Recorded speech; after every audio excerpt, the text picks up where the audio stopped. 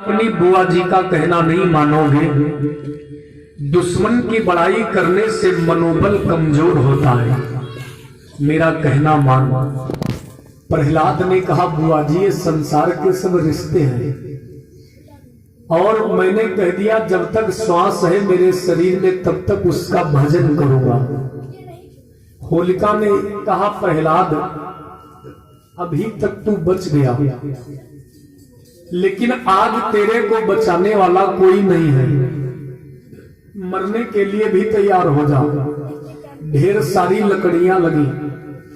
होलिका प्रहलाद को गोदी में लेकर उन लकड़ियों पे बैठ गई। होलिका के पास एक ऐसी चूनर है जिस चूनर पे अग्नि का असर नहीं होता, उसी को ओढ़े बैठी है। नौकर ने चारों तरफ से आग लगा दिया। अग्नि की लपटें उठी। अब तो प्रहलाद जी घबराए। हे प्रभु, इन निशाचरों को आप ये बता दीजिए कि आप में क्षमता है। बता दीजिए इन निशाचरों को कि आग से जल रहा श्री राम बचाने आजा।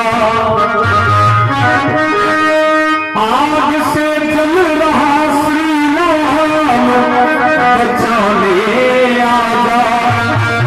राम क्या चीज है दुनिया को दिखाने आजा।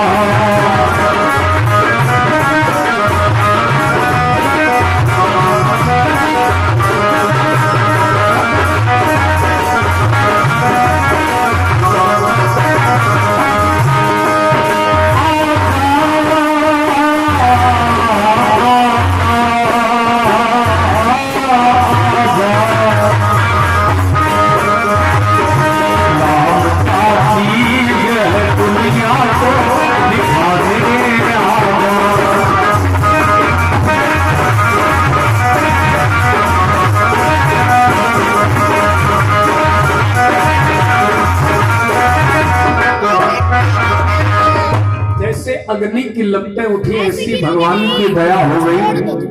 वो चूनर प्रहलाद के शरीर में लिपट गई। प्रहलाद तो अग्नि के बाहर खड़े हैं और होलिका जब तक इधर से उधर घूमती है तो जल जाती है। सीताराम हो गई। ये होली वाला पर्व तभी से मनाया जाता है कि जब प्रहलाद को अग्नि में जलाया। कभी लिखा है जब प्रहलाद को अग्नि में जलायो, शीतल आदि भय था। शीतल आदि भय था। प्रहलाद के लागी राम राम रखा।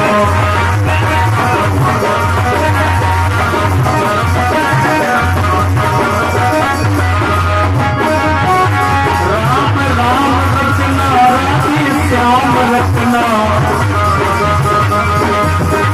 प्रहलाद की लागी राम राम रत्ना।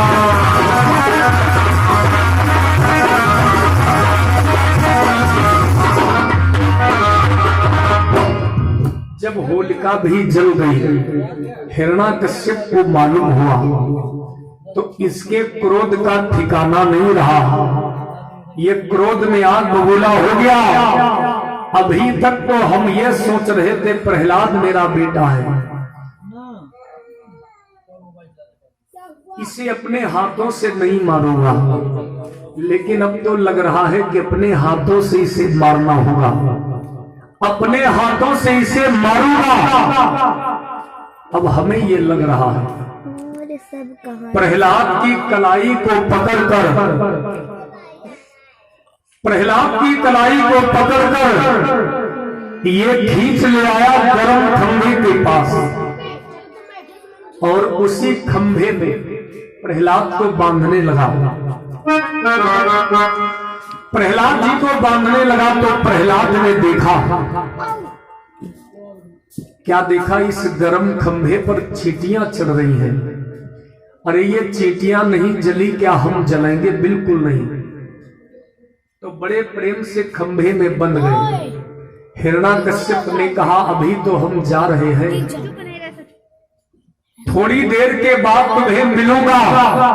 और प्रहलाद आज बुला ले तू भगवान को, आज तो अपने हाथों से तेरे को मारूंगा, अपने हाथों से मारूंगा, आज तेरे जीवन का अंतिम दिन है। थोड़ी देर के बाद ये आ गया प्रहलाद के पास। ऐ प्रहलाद, आज बुला भगवान को, देखता हूं तेरी मदद कैसे करेगा। आज तेरे जीवन का अंतिम दिन है कि जीवन का जाम समाप्त हुआ, बतला दे धुन का जाम कहाँ। ओ राम नाम के दीवाने, बतला दे तेरा कहाँ।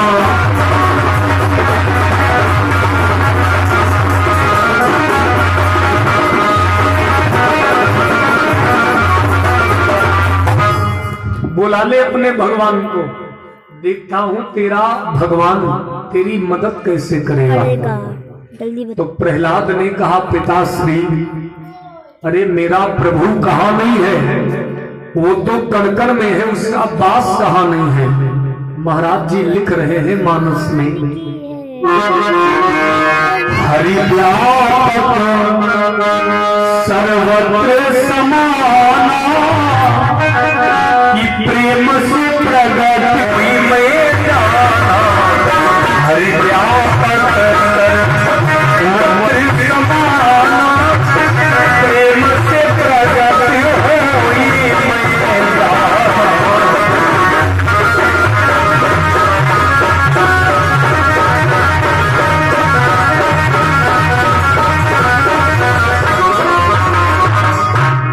प्रहलाद ने कहा मेरा भगवान तो कणकण में है, वो कहाँ नहीं है। प्रहलाद जी जवाब देते हैं, कहा पिताश्री,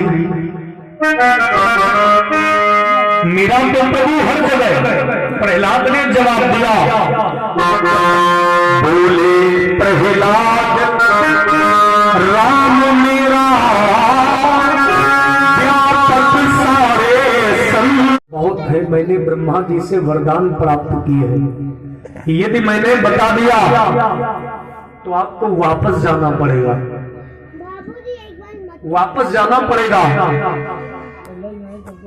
तो प्रभु बोले बता तेरे वरदान कौन कौन है।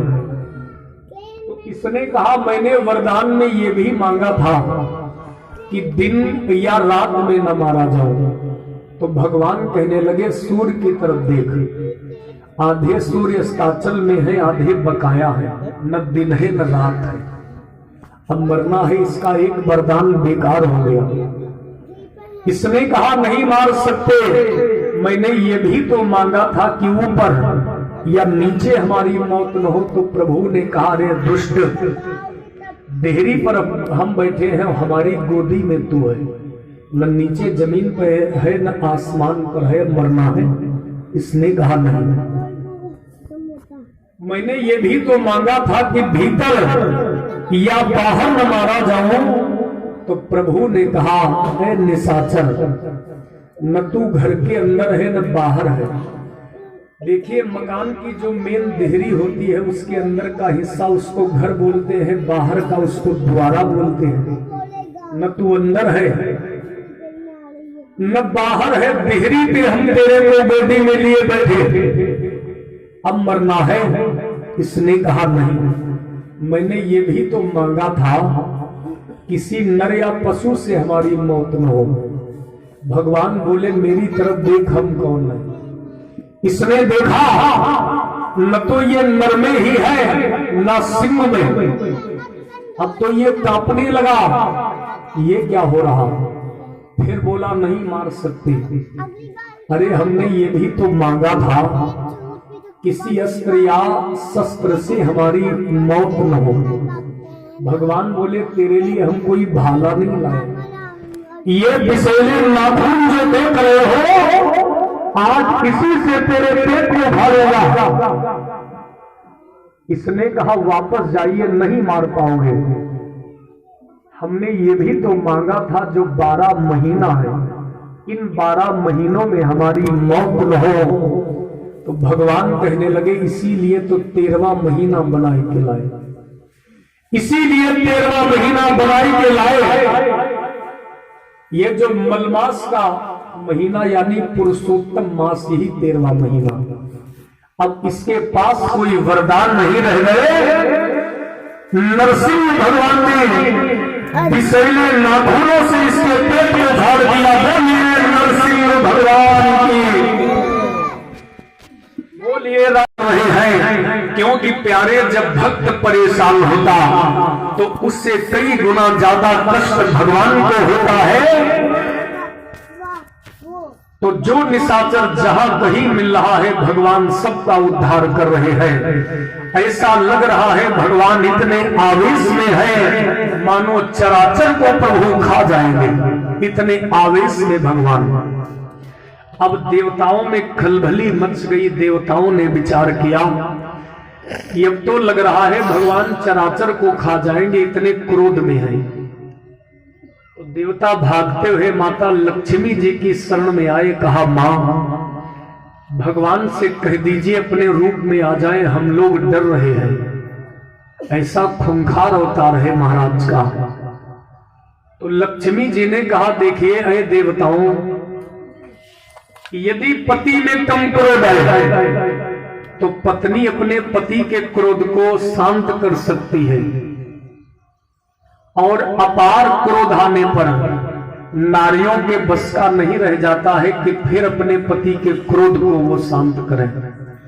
लक्ष्मी जी ने कहा यदि इस समय भगवान के क्रोध को शांत करने वाला कोई है तो केवल प्रहलाद, इसके अलावा कोई इस समय भगवान के क्रोध को शांत करने वाला नहीं है। बस केवल वही एक भक्त है प्रहलाद। अगर वो निवेदन करेगा तो भगवान अपने रूप में आ जाएंगे। तो सब देवता प्रहलाद जी की शरण में आए। बेटा प्रहलाद, भगवान से कह दीजिए अपने रूप में आ जाए, नहीं तो चराचर को खा जाएंगे, इतने आवेश में क्रोध में है। तो देवताओं के निवेदन पर छोटे से प्रहलाद भगवान के समक्ष हाथ जोड़े खड़े, जैसे विशाल आकार का हाथी खड़ा हो, वहां पर एक 5 वर्ष का बच्चा हाथ जोड़े खड़ा हो। तो ऐसे विशाल आकार भगवान का छोटे से प्रहलाद हाथ जोड़े खड़े हैं, और प्रहलाद जी की आंखों से आंसू निकल रहे हैं। बस करिए भगवान,